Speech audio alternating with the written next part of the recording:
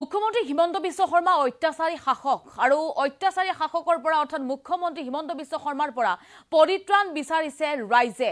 মুখ্যমন্ত্ৰীক উভতি ধৰিছে ৰকিবুল হুছেইনে। মুখ্যমন্ত্ৰীৰ অত্যাচাৰত থাকিব নোৱাৰা হৈছে মুছলমান। লগতে ৰাহুল গান্ধীক মুখ্যমন্ত্ৰীয়ে যি চিনি নাপাওঁ বুলি কৈছিল, ৰকিবুল হুছেইনৰ মন্তব্য, ৰাহুল গান্ধীৰ ছত্ৰছায়াতে মন্ত্ৰী হৈছিল হিমন্ত বিশ্ব শৰ্মা। সবিশেষ খবৰ এই মুহূৰ্তত লৈ আহিছো মানকাছাৰত উপস্থিত হৈ ৰকিবুল হুছেইনৰ ইটোৰ পাছত আনটোকৈ মুখ্যমন্ত্ৰীৰ বিৰুদ্ধে মন্তব্য।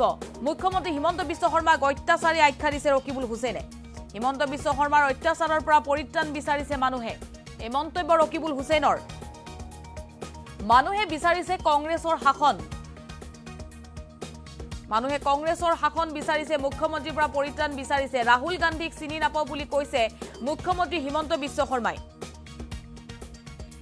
ৰাহুল গান্ধীৰ ছত্ৰছায়াতে মন্ত্ৰী হল হিমন্ত বিশ্ব শৰ্মা। ৰাহুল গান্ধী কোন বুলি প্ৰশ্ন কৰিছিল মুখ্যমন্ত্ৰীয়ে আৰু তাৰ উত্তৰ দিছে ৰকিবুল হুছেইনে।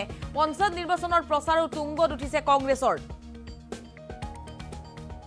হিমন্ত বিশ্ব শৰ্মাক উভতি ধৰিছে ৰকিবুল হুছেইনে। ৰাহুল গান্ধীৰ ছত্ৰছায়াতেই মন্ত্ৰী হৈছিল মুখ্যমন্ত্ৰী হিমন্ত বিশ্ব শৰ্মাই। মন্তব্য কৰিছে ৰকিবুল হুছেইনে। মানকাছাৰত উপস্থিত হৈ ইটোৰ পাছত আনটোকৈ বিস্ফোৰক মন্তব্য ৰকিবুল হুছেইনৰ। হিমন্ত বিশ্ব শৰ্মাৰ অত্যাচাৰৰ পৰা পৰিত্ৰাণ বিচাৰিছে মানুহে। এই মন্তব্য কৰিছে ৰকিবুল হুছেইনে। মুখ্যমন্ত্ৰী হিমন্ত বিশ্ব শৰ্মাক অত্যাচাৰী শাসক আখ্যা দিছে। লগতে মুখ্যমন্ত্ৰীৰ অত্যাচাৰত মানুহ থাকিব নোৱাৰি মূৰ সভালৈ আহিছে বুলি মন্তব্য কৰিছে। অৰ্থাৎ কংগ্ৰেছৰ শাসন বিচাৰিছে ৰাইজে। এই মন্তব্য ৰকিবুল হুছেইনৰ ইটোৰ পাছত আনটোকৈ বিস্ফোৰক মন্তব্য। এই মুহূৰ্তত ৰকিবুল হুছেইনৰ মন্তব্য আহি পৰিছে। মন্তব্য শুনক।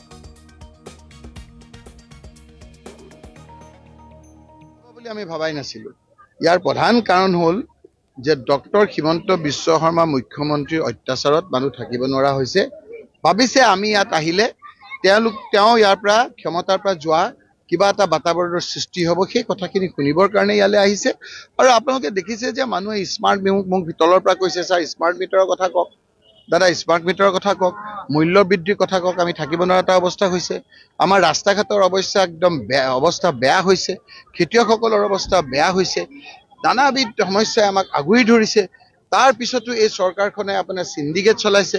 ইয়াত বাংলাদেশক এনে সমালোচনা কৰে, ইয়াৰ পৰা শিল পঠিয়াই চিণ্ডিকেট কৰে, ইয়াৰ পৰা তামোল আপোনাৰ যায়, আমাৰ গুৱাহাটীলৈ যায়, আমাৰ কেলকাতালৈ যায়। তেওঁলোকে তলৰ পৰা কৈছে যে 35 চিণ্ডিকেট, তাৰমানে পাৰ কেজি 35 টকাকে লয়।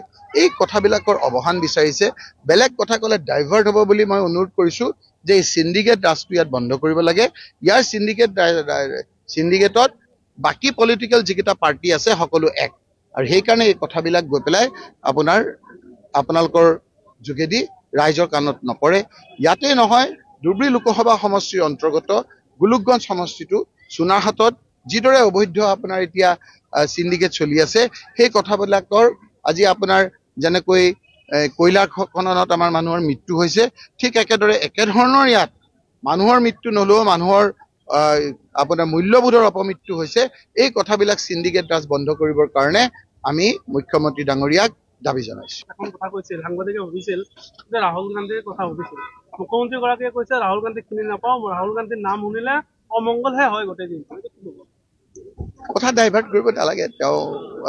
তেওঁৰ বিষয়ে কি ক'ব আৰু। ৰাহুল গান্ধীৰ ছত্ৰছায়াতে আহি পেলাই মন্ত্ৰী হ'ল, ৰাহুল গান্ধীৰ ছত্ৰছায়াতে তেওঁ MLA হ'ল। যদি মই নিজৰ RC খনৰ পিছফালৰ মানুহটোক চিনি নাপাওঁ বুলি কয়, তেতিয়া কেনেকে হ'ব আৰু। আৰু আপোনালোকে মন্তব্য শুনিছে ৰকিবুল হুছেইনৰ। মানকাছাৰৰ ৰকিবুল হুছেইনৰ ইটোৰ পাছত আনটোকৈ বিস্ফোৰক মন্তব্য। হিমন্ত বিশ্ব শৰ্মাৰ অত্যাচাৰৰ পৰা পৰিত্ৰাণ বিচাৰি মূৰ সভালৈ আহিছে ৰাইজে। এই মন্তব্য কৰিছে ৰকিবুল হুছেইনে।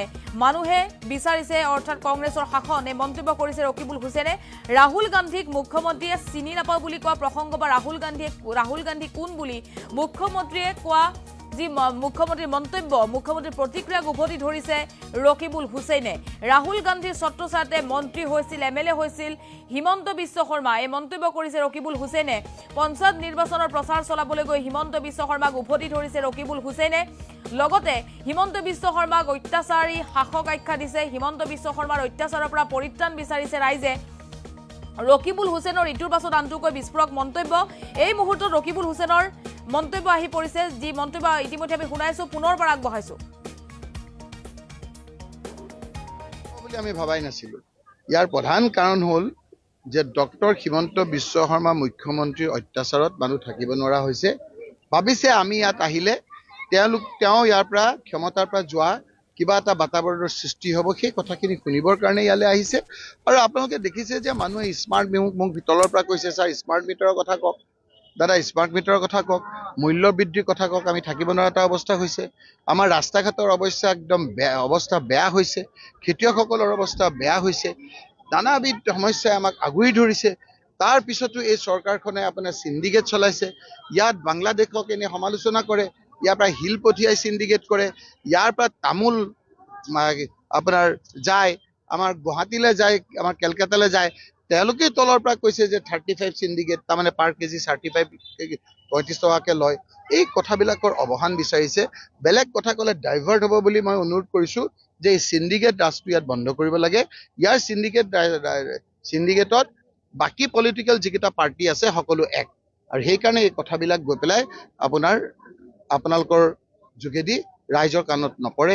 ইয়াতে নহয়, ধুবুৰী লোকসভা সমষ্টিৰ অন্তৰ্গত গোলোকগঞ্জ সমষ্টিটো চুনাৰহাটত যিদৰে অবৈধ আপোনাৰ এতিয়া চিণ্ডিকেট চলি আছে, সেই কথাবিলাকৰ আজি আপোনাৰ যেনেকৈ কয়লাৰ খননত আমাৰ মানুহৰ মৃত্যু হৈছে, ঠিক একেধৰণৰ ইয়াত মানুহৰ মৃত্যু নহ'লেও মানুহৰ আপোনাৰ মূল্যবোধৰ অপমৃত্যু হৈছে। এই কথাবিলাক চিণ্ডিকেট ৰাজ বন্ধ কৰিবৰ কাৰণে আমি মুখ্যমন্ত্ৰী ডাঙৰীয়াক দাবী জনাইছোঁ। এখন কথা কৈছিল, সাংবাদিকে সুধিছিল যে ৰাহুল গান্ধীৰ কথা সুধিছিল, মুখ্যমন্ত্ৰীগৰাকীয়ে কৈছে ৰাহুল গান্ধীক চিনি নাপাওঁ, ৰাহুল গান্ধীৰ নাম শুনিলে অমংগলহে হয় গোটেই দিনটো। কথা ডাইভাৰ্ট কৰিব নালাগে, তেওঁৰ বিষয়ে কি ক'ব আৰু। ৰাহুল গান্ধীৰ ছত্ৰছায়াতে আহি পেলাই মন্ত্ৰী হ'ল, ৰাহুল গান্ধীৰ ছত্ৰছায়াতে তেওঁ MLA হ'ল। যদি মই নিজৰ RC খনৰ পিছফালৰ মানুহটোক চিনি নাপাওঁ বুলি কওঁ, তেতিয়া